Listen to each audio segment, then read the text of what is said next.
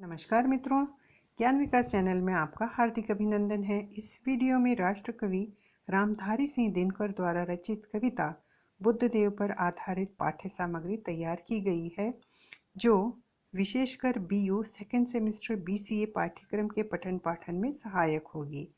छात्र इस प्रारूप का अनुसरण उत्तर लिखने के लिए कर सकते हैं। इस वीडियो में पाठ्य सामग्री इस प्रकार है: कवि परिचय, कविता का सारांश, एक अंकीय प्रश्नावली, ससंदर्भ व्याख्या, विशेषता एवं टिप्पणी लेखन। अब सर्वप्रथम हम कवि परिचय की ओर बढ़ते हैं। यहाँ आप कवि रामधारी सिंह दिनकर का छायाचित्र देख सकते हैं। इसके बाद हम कवि परिचय पढ़ेंगे। हिंदी साहित्य के शिखर कवि रामधारी सिंह दिनकर का जन्म सन 1908 में मुंगेर में हुआ तथा आपका देहावसान सन 1974 में। आपने भारत सरकार में राज्यसभा के मनोनीत सदस्य के रूप में अपनी सेवाएं दी। पद्म भूषण सम्मान से सम्मानित किया गया। आपकी कविता में राष्ट्र प्रेम, जागरण संदेश, प्राचीन गौरव, सामाजिक और राजनीतिक शोषण के प्रति विद्रोह साफ झलकता है। रश्मिरथी, कुरुक्षेत्र, उर्वशी, साकेत आदि आपकी महान रचनाएं हैं। इसके बाद हम कविता के सारांश की ओर बढ़ते हैं। कवि कहते हैं कि समाज में धार्मिक, जातिगत, पूंजीगत, ऊंच नीच भेदभाव ने व्यवस्था को रोगी बना दिया था। एक दिन राजपुत्र सिद्धार्थ ने यह सब देखा तो राजकाज, भोग विलास, सुख सुविधा, राजसत्ता, परिवार का त्याग करने का निश्चय ले लेते हैं और आधी रात को जन उद्धार के लिए निकल पड़ते हैं। विश्व का दुख, कवि कहते हैं कि विश्व का दुख तुम्हें परेशान कर रहा था और तुम मुकुट को त्याग कर दूसरों के कांटे चुनने के लिए निकल गए। परिवार का त्याग किया, विश्व शांति के लिए व्यक्तिगत पारिवारिक सुख त्याग दिया, पत्नी और पुत्र को छोड़ दिया, तपस्या के करके विषपान आपने किया और अमृत दूसरों के लिए उपलब्ध कराया। वैशाली नगर की धूल आपके पैरों को छूने के लिए तरसती है। आपने वटवृक्ष के नीचे अपना ध्यान लगाया। वहाँ इतनी बाधाएं थी, किंतु कोई भी आपकी तपस्या भंग न कर पाए। आपने अपने ज्ञान से संसार भर में फैले व्याकुलता की जंजीरें, घृणा रूपी जहर को जो वर्षा हो रही थी, उसे आपने मुक्ति दिलाने का प्रयास किया। शास्त्र में ज्ञान का समावेश किया, किंतु दुनिया के दंभ, घमंड ने उसे उपयोगी न होने दिया। दीन दुखियों पर अत्याचार को तथा भगवान की पूजा का अधिकार नहीं आदि सामाजिक बुराइयों को आपने दूर करने का प्रयास किया। धर्म की पावन ज्योति छुप गई और दुष्टों का बोलबाला होने लगा। कवि कहते हैं कि यह सारे कष्ट समाज में देखकर बुद्धदेव ने जो त्याग किया था, वह बुराई समाज में आज भी विद्यमान है। वे आह्वान करते हैं कि फिर से वैसा समर्पण जागे, फिर कोई देवता इस बुराई का नाश करे। इस प्रकार सारांश पूरा होता है। विशेषता है, कवि कहते हैं कि सामाजिक बुराई को दूर करने के निश्चय से जिस प्रकार वैशाली के राजकुमार ने गृह त्याग किया था और बुद्धत्व प्राप्त किया, ज्ञान प्राप्त कर दुनिया का दुख दूर करने का प्रयास किया था, इतने वर्षों बाद भी परिस्थिति में कोई बदलाव नहीं आया। सामाजिक, जातिगत, धार्मिक, पूंजीगत भेदभाव और ऊंच नीच आज भी विद्यमान है। अतः कवि चाहते हैं कि फिर से बुद्धदेव की क्रांति लाने की आवश्यकता है। जो बीमारी समाज में उस समय थी, वह बीमारी आज वर्तमान रूप में उससे भयंकर रूप ले चुकी है। इस प्रकार इस कविता की विशेषता पूर्ण होती है। अब हम एक अंकीय प्रश्नमाला की ओर बढ़ते हैं। प्रश्न है, किसके लिए बुद्ध ने मुकुट त्याग दिया? उत्तर है, औरों के लिए या दूसरों के लिए। यहाँ सुझाव दूंगी कि अगर आपका उत्तर एक शब्द लिखने से पूरा होता है तो वाक्य या वाक्यांश लिखने की आवश्यकता नहीं है। जिस प्रकार तब की आग त्याग की ज्वाला से किसका संधान किया? उत्तर है प्रबोध। तो तब की आग त्याग की ज्वाला से प्रबोध का संधान किया लिखने की आवश्यकता नहीं है। आप यहाँ देख सकते हैं कविता पर आधारित प्रश्नमाला तैयार की गई है, उसके उत्तर लिखे हुए हैं जिससे आप समझ सकते हैं। अब हम दूसरे चरण की ओर बढ़ते हैं। ससंदर्भ व्याख्या कीजिए। यहाँ फिर से एक सुझाव देना चाहूँगी। उत्तर लिखते समय आपको कविता की पूरी पंक्तियों को उतारने की आवश्यकता नहीं है। जिस प्रकार यहाँ संकेत रूप में दिया गया है वैसा ही लिखेंगे। प्रसंग है, प्रस्तुत पंक्तियाँ हमारी पाठ्य पुस्तक काव्य सृजन की कविता बुद्धदेव से लिया गया है। इसके कवि रामधारी सिंह दिनकर हैं। कवि परिचय पूर्ववत रहेगा। संदर्भ है, कवि ने बुद्ध भगवान के व्रत का वर्णन करते हुए पुनः इसकी आवश्यकता को प्रस्तुत किया है। व्याख्या है, समस्त संसार के दुखों से दुखी होकर उन्हें दूर करने के लिए उनके मन में करुणा जागी और देवता ही जैसे उनके अंदर प्रवेश कर कठिन युग धर्म के लिए प्रेरित कर रहे थे।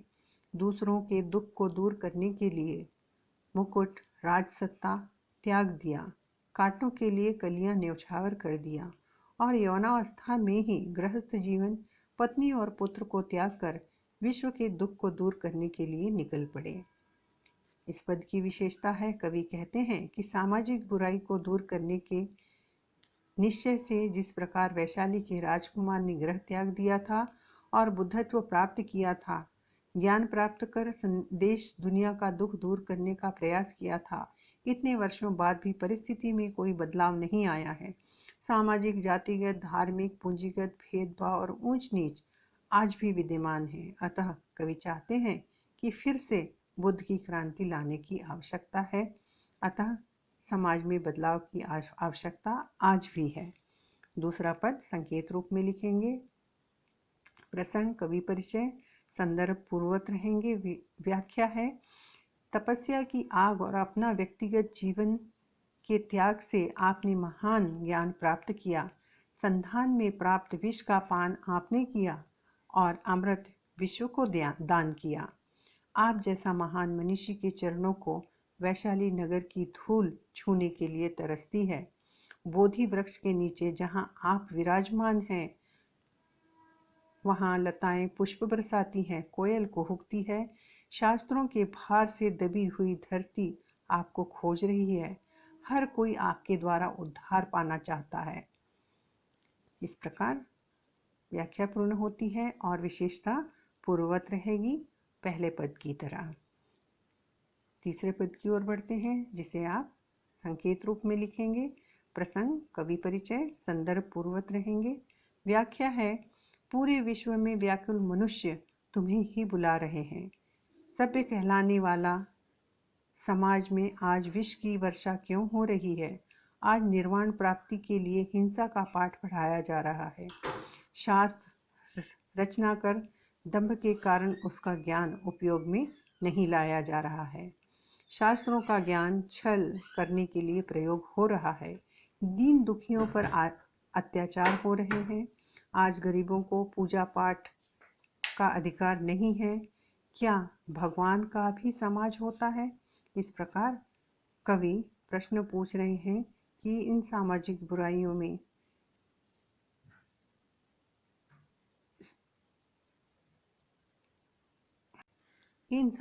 बुराइयों में गरीबों का जीवन कठिन हो गया है। विशेषता पूर्ववत रहेगी। चौथे पद की ओर बढ़ते हैं जिसे आप संकेत रूप में लिखेंगे। कविता के प्रसंग, कवि परिचय, संदर्भ पूर्ववत रहेगा। व्याख्या है, कवि कहते हैं कि हे भगवान, क्या यह संसार दीन दुखियों के लिए नहीं बना था क्या? इस संसार में धर्म नष्ट हो गया और धन रूपी राक्षस का बोलबाला हो गया है। सभी को बोधिसत्व का ज्ञान प्राप्त करना चाहिए। भारत से तो जैसे मानवता का नाश हो गया, मानवता को अछूत माना जा रहा है। कवि कहते हैं, यहाँ गरीब पूजा की थाल सजाकर भक्ति पूर्वक आते हैं, किंतु मंदिर के दरवाजे बंद कर दिए जाते हैं और वे गरीब भक्त निराश हो वापस लौट जाते हैं। कवि कहते हैं कि भील शबरी गरीब औरत ने राम को झूठे बेर खिलाए थे, किंतु वर्तमान के राम को वो बेर पसंद नहीं आते। अतः क्या भगवान भी अब अमीरों के हो गए हैं? भगवान भी अब मेवे ही खाने लगे हैं? इस प्रकार कवि ने व्यंग्य किया है। वर्तमान की जो परिस्थिति है उसके ऊपर कवि रामायण युग की भील निम्न जाति की शबरी का उदाहरण देकर बता रहे हैं। विशेषता पूर्ववत रहेगी। 5वें पद की ओर बढ़ते हैं, जिसे आप संकेत रूप में लिखेंगे। प्रसंग, कवि परिचय, संदर्भ पूर्ववत रहेगा। व्याख्या है, कवि कहते हैं कि इस समय में भगवान भी अब अमीरों की हो गए हैं। तो मैं यह जानना चाहता हूँ कि अगर प्रभु गुलाब जल में ही डूबे रहेंगे तो क्या गरीब के आंसू राम तक पहुँच पाएंगे?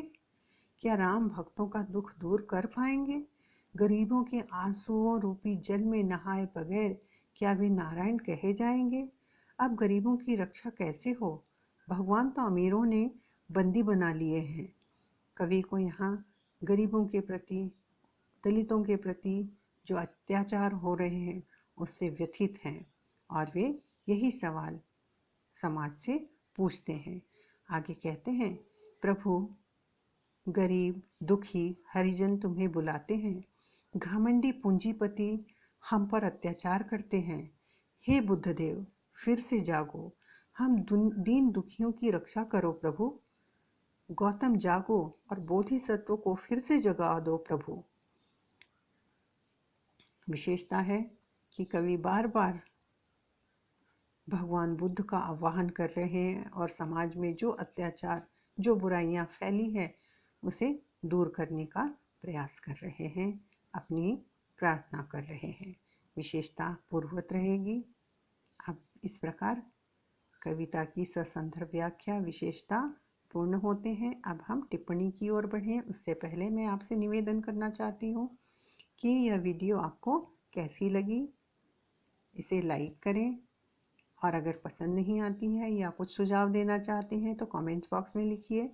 अन्य किसी सामग्री, पाठ्य सामग्री की आवश्यकता है तो कमेंट बॉक्स में लिखें। इसे शेयर करें, सब्सक्राइब करें, जिससे अधिक से अधिक छात्रों को इसका फ़ायदा मिल सके। अब हम टिप्पणी की ओर बढ़ते हैं। शीर्षक है बोधिसत्व या बुद्धदेव। उत्तर इस प्रकार लिखा जाएगा।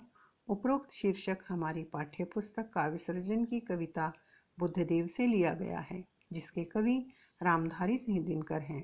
भगवान बुद्ध ने संसार के दुखों को दूर करने के लिए राजसत्ता, गृहस्थ जीवन त्याग दिया और निर्वाण प्राप्त कर समाज सुधार और उपदेश द्वारा मानव कल्याण किया और बौद्धत्व प्राप्त किया था। किंतु कवि का मानना है कि बुद्धदेव ने जो कार्य किया था उसकी ज़रूरत आज भी है। पूंजीपतियों ने भगवान को अपने घरों में कैद कर लिया है। इस सामाजिक असमानता को दूर करने का प्रयास निरंतर होना चाहिए। कवि दिनकर जी ने बुद्धदेव के प्रति असीम श्रद्धा तथा बहुत आशा रखते हैं। अपनी कविता के माध्यम से दलित समाज के प्रति संवेदना प्रकट किया है तथा पूंजीपति वर्ग के प्रति क्षोभ प्रकट किया है। इस प्रकार इस वीडियो की पाठ्य सामग्री यहाँ पूर्ण होती है। अंत में फिर से एक बार कहूँगी कि वीडियो को लाइक करना, शेयर करना, सब्सक्राइब करना, कमेंट करना न भूलें। धन्यवाद।